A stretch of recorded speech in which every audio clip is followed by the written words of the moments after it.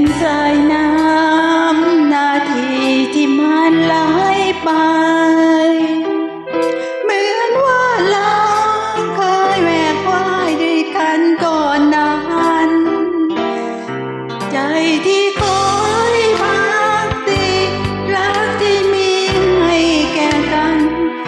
ช่างผูกพันผูกกันมานานแสนนานเป็นเวรกรรมปางก่อนที่ย้อนเข้ามาให้น้ำตาเราหลั่งลิ้นแทบจะสิ้นใจได้มาพบเพื่อนลาจำภาพเราให้ห่างไกลบุญเราสร้างมาน้อยไปต้องจำใจลาภาพกาสาที่ให้มาที่พี่ห่มไว้อยากทำหน้าที่ตั้งใจเลือกไปสู่แดนพระธรรมอยู่ที่ไหนน้องจงรักบุญที่พี่หนุนนำขอให้เวรกรรมน้องจงสิ้นไปสายน้ำโขงขอจงช่วยเป็นพยานถ้าดวงไฟขึ้นจากน้ำสองดวงวันไหนนั่นคือรักของเราจะรักกันไม่เสื่อมคลายเกิดชาติไหน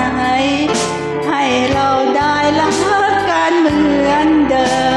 ม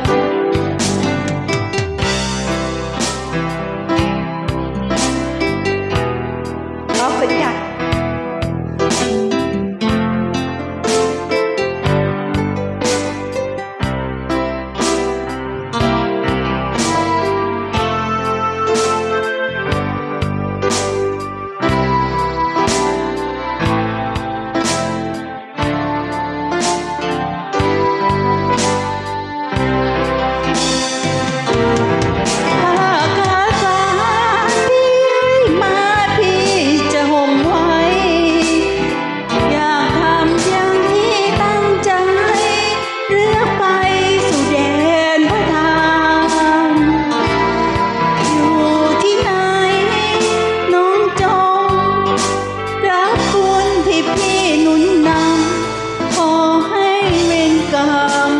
น้องจ